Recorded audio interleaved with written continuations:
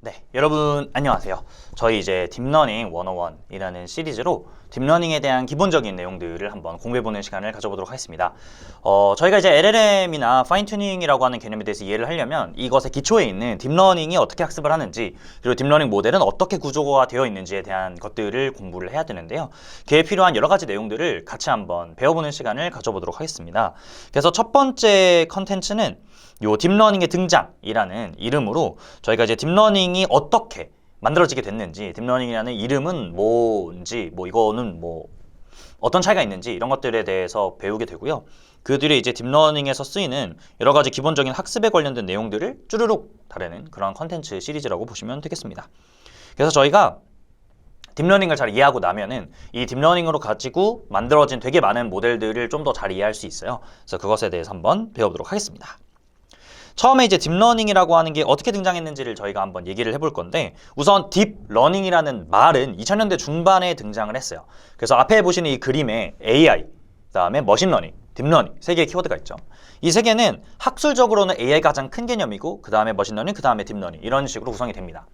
그리고 AI는 밑에 X축에 보면은 이게 시간대인데 1950년대 초반에 등장을 해요. 그래서 그때 이제 앨런 튜링이라는 되게 유명한 영국의 수학자가 2차 세계대전에 암호 해독을 위해서 컴퓨터 기계를 만들면서 시작이 되는데, 그 컴퓨터 기계는 사람이 하는 무언가의 숫자 계산들, 암호를 찾기 위해서 되게 많은 숫자 계산들을 해야 되는데 그걸 자동으로 할 수 있는 컴퓨터, 즉 계산기를 디자인하면서 시작이 됩니다. 그러면서 사람이 하는 이런 되게 많은 지적 활동들을 기계가 대신할 수 있을까라는 컨셉에서 시작을 하고요.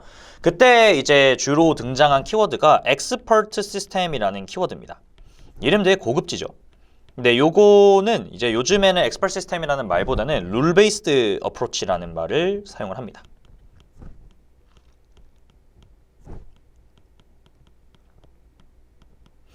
그래서 이 rule based approach라고 하는 거는 말 그대로 이제 사람이, 저희가 룰을 줘요, 컴퓨터한테. 그래서 예를 들면 사람이 열이 38도 이상, 그다음에 기침을 몇 번 이상 했으면 요런 약을 처방해라, 이런 식으로 사람들이 그 어떤 상황에 대해서 잘 이해한 사람들이 규칙을 줘요. 그럼 컴퓨터가 규칙대로 이거면 이거면 이거, 오케이, 이런 식으로 딱딱딱 이렇게 해주는 게 초기의 AI 모델입니다. 그래서 초기 AI는 사람들이 수작업으로 되게 많은 규칙들을 주면 그거대로 이제 판단을 하는 거고, 이게 컨셉을 보시면 알겠지만 지금도 의사가 있고 약사가 있잖아요. 그리고 판사도 있고 변호사도 있죠. 그런 전문성을 가지고 있는 사람들이 각 영역에서 뭔가 판단을 해주는데 그걸 자동화하고 싶었다는 거죠. 그래서 컴퓨터도 이런 걸 할 수 있다, 이런 걸 직접 디자인을 했었는데, 이렇게 하다 보니까 이게 좀 한계가 있었어요.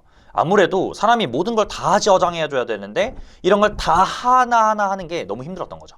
그래서 이걸 좀 이런 룰들을 알아서 찾았으면 좋겠다. 그래서 되게 많은 머신러닝이라는 컨셉이 등장을 합니다. 그래서 말 그대로 컴퓨터, 이 계산기가 직접 데이터를 보고 무언가를 좀 깨달았으면 좋겠다, 이런 게 머신러닝이라는 컨셉이고요. 이 머신러닝이라고 하는 거는 패턴 레코그니션이라는 키워드로 되게 많이 등장을 하게 됩니다. 그러니까 이제 말 그대로 뭐냐면 규칙을 내가 찾는 게 아니고 데이터 줄 테니까 컴퓨터야 너가 좀 찾아봐, 이런 식으로 하는 거죠. 그래서 이 머신러닝이라고 하는 키워드는 이렇게 등장을 하게 되고요. 딥러닝은 이런 머신러닝이라는 거의 하위 분야에 있는 친구입니다. 그래서 딥러닝은 딥 뉴럴 네트워크라고 하는 방식을 사용하는 머신러닝 기법으로 정의가 돼요. 그래서 이제 구분을 하자면 딥러닝이라고 하는 키워드는 딥뉴럴 네트워크를 사용한다.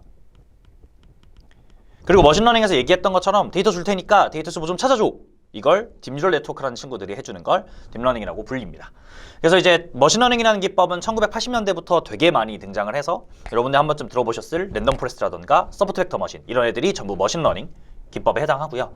딥러닝은 여러분들이 알고 있는 요즘 웬만한 모델 다 딥러닝입니다. 챗GPT에 들어가는 GPT-4o, 그다음에 최근에 나오는 챗GPT-o1, 이런 서비스 안에 들어가 있는 애들, LLM도 전부 다 딥러닝이고, 그다음에 예전에 많이 썼던 요즘도 쓰고는 있는데 욜로라던가 마스칼 CNN, 그다음에 예전에 알파고, 그리고 레즈넷, 이런 모든 애들도 전부 다 딥러닝에 해당합니다. 그래서 이제 딥러닝이라고 하는 거는 이런 역사를 통해서 등장을 했고, 하루아침에 짠 하고 나온 건 아니고 되게 오랜 기간 동안 많은 연구들에 쌓아 올려서서 만들어졌다라고 생각하시면 좋을 것 같아요. 그래서 딥러닝 키워드는 이렇게 등장을 했고요. 이 딥러닝이라고 하는 거가 등장을 할 때 이제 사람들이 주로 이제 많이 관심을 가지는 게 저희가 그래서 딥러닝이라고 하는 것도 있고 머신러닝이라는 것도 있는데 이 둘이 무슨 차이냐 이런 거에 되게 궁금해 하세요. 이 둘은 굉장히 큰 차이가 있는데 방법론적으로는 사실 뭐 뭔가 데이터를 보고 학습을 한다 이런 컨셉은 똑같은데 여기에 있는 과정 이 사람이 앉아있죠? 요게 좀 다릅니다. 요거를 머신러닝에서는 피처 엔지니어링이라고 불러요.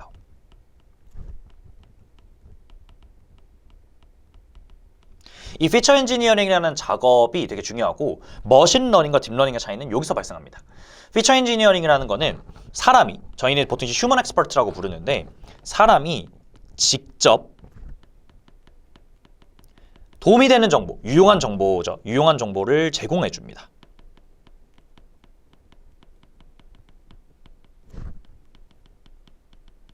그래서 이제 유용한 정보라고 하는 거는 되게 다양하게 정의가 될 수 있고 데이터마다 달라요. 이미지에서 중요한 정보와 텍스트에서 중요한 정보는 다를 수 있죠. 그래서 이미지에서 중요한 정보는 예를 들면 뭐 이제 색깔 조합이라던가 뭐 모양, 그다음에 이렇게 뭐 이렇게 엣지 같은 게 어떻게 생겼는지 이런 것들이 될 수도 있고 텍스트에서는 키워드가 몇 번 등장했는지, 키워드의 중요도가 어떻게 되는지, 키워드 자체는 어떻게 정의하는지 이런 것들이 될 수 있고요. 오디오에서도 뭐 피치가 어떻게 되는지, 해당 피치 되는 거 얼마나 등장했는지, 그다음에 속도가 얼마나 빠른지 이런 것들을 이제 오디오의 형태에서 체크를 하죠. 그러니까 이렇게 데이터에 따라 사람이 이것도 중요해 이런 것들을 직접 정의를 해줬는데 딥러닝은 그 과정이 딥뉴럴 네트워크가 알아서 하도록 되어 있습니다. 그래서 딥러닝에서는 피처 엔지니어링이라는 말을 쓰지 않고요. 이 피처라는 정보를 모델이 직접 찾아요.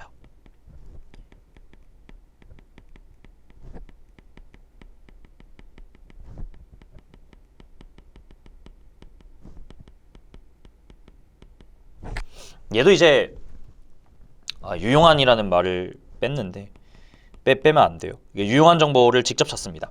그래서 딥러닝은 모델이 직접 해요. 그러니까 이제 사람이 하느냐 모델이 하느냐의 차이인데 이게 사람이 하는 게 더 쓸모가 있는 곳도 있고 모델이 자체적으로 하는 게 더 쓸모가 있는 것도 있어요. 그래서 이 관점에서 쓸모라고 하는 거는 저희가 머신러닝 러닝을 할 때 뭔가 컴퓨터한테 시키는 일이 있거든요. 그런 것들에 따라 달라지고요. 어떤 데이터를 갖고 하느냐에 따라 달라져요. 그래서 뭐 대표적인 예시는 여러분들이 많이 들어보셨을 것 같은 뭐 이제 이미지 분류하는 거. 그래서 뭐 한 100가지의 이미지 준 다음에 한 140만 장의 이미지 준 다음에 이거를 1000가지로 나눠줘.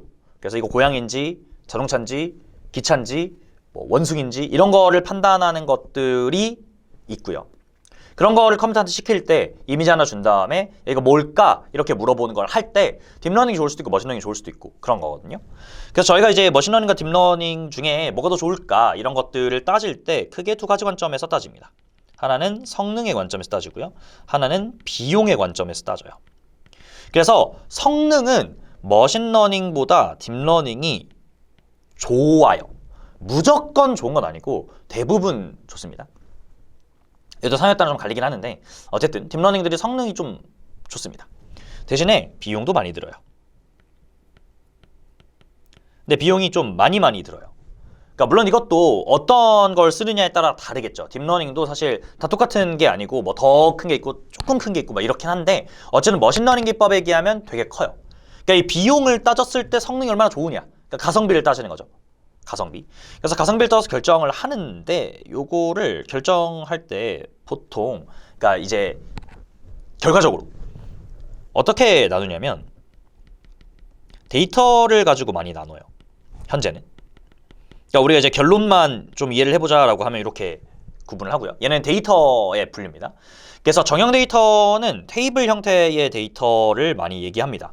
테이블 형태의 데이터라고 하는 거는 여러분들의 엑셀, CSV 이런 걸로 열 수 있는 거. 테이블로 이렇게 이쁘게 정리돼서 뭐 나이거나 뭐 성별, 뭐 예를 들면 만약에 회사원의 데이터다 그러면 뭐 연봉, 뭐 연차가 얼마인지, 부서가 어딘지 뭐 이런 것들이 있겠죠.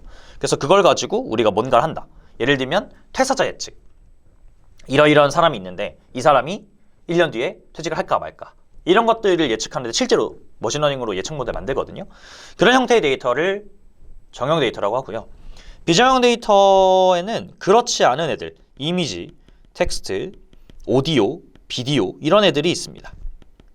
그래서 데이터가 어떻게 정의가 되느냐에 따라 정형 데이터다 그러면 보통 머신러닝을 쓰고요. 비정형 데이터면 보통 딥러닝을 씁니다. 그러니까 무조건은 아니고 보통 이렇게 써요. 그래서 내가 나 분석해야 되는 게 이미지야? 그럼 딥러닝. 나 분석해야 되는 게 테이블이야? 머신러닝. 이렇게 그냥 심플하게 나눌 수도 있다는 거죠. 모든 케이스에 대해서 그런 것도 아니고, 그다음에 이제 테이블을 딥러닝을 못하는 것도 아니고, 비정형을 머신러닝을 못하는 게 아닌데 한계점들이 있기 때문에 가성비를 따져보면 이렇게 좀 결론을 낼 수 있다라는 거고, 원론적으로 딥러닝과 머신러닝의 차이는 머신러닝은 사람이 직접 정보를 제공하고 딥러닝은 모델이 직접 정보를 찾는다. 이 관점에서 테이블은 사람이 데이터를 이미 사실 정리를 해놓은 게 정형 데이터라는 거의 컨셉이기 때문에 데이터가 이미 정리가 좀 잘 돼 있어서 머신러닝으로 되게 잘 돼요. 근데 딥러닝이 많이 쓰이는 이미지, 텍스트, 오디오 이런 거는 사람이 정의했던 것들보다 모델이 자체적으로 정의하는 정보가 훨씬 더 성능을 잘 냈다. 그래서 이제 그쪽으로 가는 거죠.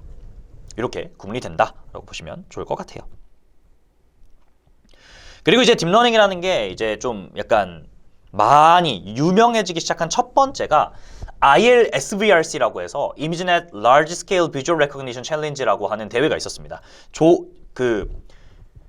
요즘은 잘 안 하는데, 요즘은 이제 안 해요. 끝났어요. 2017년도에 끝났는데, 이게 이제 유명한 거는 딥러닝 모델 중에 처음으로 성능을 어마어마하게 낸 게 요 대회에서거든요. 여기 보시면은 여기 25.8, 16.4 이게 틀린 정도예요. 이게 어떤 거냐면 이미지넷이라는 데이터를 이제 가지고 대회를 열었는데, 요거는 한 140만 장 정도 되는 데이터를 1000가지로 나누는 문제예요. 1000가지라고 하는 거는 종류입니다. 그래서 아까 얘기했던 뭐 고양이, 뭐 기차, 뭐 이런 것들 있죠. 이런 식의 종류가 1000가지가 있는데 그 1000가지로 구성된 140만 장을 잘 나눈 그런 성능 지표예요. 그래서 이제 여기 나와 있는 숫자는 혹시 헷갈리실까봐 정확하게 얘기하자면 탑5 에러라고 부르는데요. 탑5 에러는 뭐냐면 우리 컴퓨터가 이제 140만 장을 1000가지로 예측하는 게 좀 어렵다 보니까 좋아. 그래서 1000가지 중에서 너가 이 이미지 딱 보고 한 될 것 같은 거 5개를 골라. 그래서 5개 골라요. 그 5개에 정답이 포함되어 있으면 맞은 걸로 해주는 그런 걸 탑5라고 하고요. 맞은 걸로 해줘서 얼마나 맞았는지를 보는 걸 탑5 어큐러시라고 하고, 그걸 틀린 정도로 바꾼 게 탑5 에러입니다. 그러니까 탑5 에러는 25.8이다 이러면 반대로 생각하면 74.2만큼 맞춘 거예요. 그래서 이제 이 에러는 낮을수록 좋은 거죠. 그래서 갑자기 2010년과 11년에는 되게 높았는데 에러가 갑자기 1년 만에 싹 내려갑니다. 그래서 뭐야? 이거 왜 1년 만에 이렇게 많이 줄었어? 그래서 보니까 알렉스넷이라는 딥러닝 모델이 나온 거죠. 그래서 이하하고 딥러닝 최고인데 하고 다 딥러닝으로 갑니다. 그래서 이제 이미지 분야에서 처음에 딥러닝이 되게 유명해졌고요. 그 중에서 2015년에 나온 레즈넷이라는 모델이 굉장히 기념비적인 모델인데, 이 친구가 사람의 탑5 에러가 5.4인가 4.5인가 그래요. 근데 그걸 깨버려가지고 레즈넷이 사람보다 이제 나은, 그러니까 딥러닝 모델이 실제로 굉장히 성능을 잘 내면서 크게 딥러닝의 시대가 열립니다. 그리고 이런 모델들, 컨볼루션 뉴럴 네트워크라고 하는데, 줄여서 CNN이라고 하는데, 그 CNN 모델들이 엄청 초창기에 딥러닝 시장을 많이 열었죠. 그리고 이제 저희는 뭐로 기억하고 있냐면 2016년도 3월에 알파고로 기억을 하고 있습니다. 그래서 이것도 벌써 꽤 됐는데 2016년도 3월에 딥마인드가 이제 이세돌 구단과 바둑을 두죠. 그래서 그 당시에 이제 바둑이라고 하면은 절대로 AI가 이길 수 없다라고 하던 게 되게 만연해 있는 태스크 중에 하나였는데, 그걸 그냥 깨부셔버리면서 지금은 거꾸로 알파고를 이긴 유일한 사람이 이세돌 구단으로 기록이 될 만큼 엄청 유명한 사건인데, 이걸 통해서 전 세계에 있는 사람들이 AI, 인공지능이라고 하는 게 뭔가 되게 쓸모가 있나 보다, 되게 뭔가 잘 되나 보다 라고 하는 거를 인식하게 되는 계기가 되죠. 근데 사실 대부분의 사람들의 일상에서는 뭐 이거 알파고 뭐 사실 뭐 내가 바둑 안 두는데 뭐 그닥 뭐 이렇긴 하지만 그냥 뭔가 잘했다고 하니까 뭐 저런 게 있나 보다 였고, 학계와 산업계에서는 저 어려운 바둑을 AI가 해낸다고? 되게 많은 걸 할 수 있겠는데 하면서 더 많은 투자가 들어가는 계기가 됩니다. 그러면서 요즘에 이제 여러분들이 많이 쓰는 챗GPT라던가 뭐 이런 여러 가지 서비스들이 등장하게 되는, 어떻게 보면 첫 시작 단계가 레즈넷과 이런 것들이 열리는 이제 이미지넷 관련된 대회들, 그리고 알파고 같은 것들이 시작을 하죠. 그러면서 이제 쭉 와서 현재 LLM까지 오게 되고요. 이 딥러닝의 굉장히 큰 트렌드 중에 하나가 또 LLM이죠. 그래서 LLM 관련된 얘기는 다음에 또 따로 하기로 하고, 딥러닝이라고 하는 키워드나 이 분야는 이렇게 이제 시작이 됩니다. 그래서 이제 이 딥러닝이라는 것과 함께 요즘에 또 많이 나오는 키워드가 있죠. 바로 AGI라는 키워드인데, Artificial General Intelligence라고 부르는 친구가 있는데요. 또는 이 제너럴 대신에 스트롱이라는 말도 많이 써요.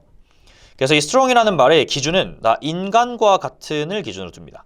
그러니까 인간 정도 생각하는 인공지능이다 그러면 ASI 이렇게 불러요. 근데 여기서 S는 strong입니다. 그리고 super intelligence라고 얘기하면 사람보다 더 뛰어난으로 얘기를 해요. 근데 우리가 아직 이제 초지능이라고 하는 거를 정의를 아직 못했기 때문에 정확하게 super intelligence가 뭔지는 우리가 얘기할 수 없지만 어쨌든 이제 이런 키워드들이 생겨나고 있는 거죠. 그리고 여러분들이 쓰시는 그리고 대부분 알고 있는 AI는 다 weak AI인데 이게 weak가 붙어 있으니까 되게 막 나약해 보이고 약해 보이고 한데 그런 건 아니고요.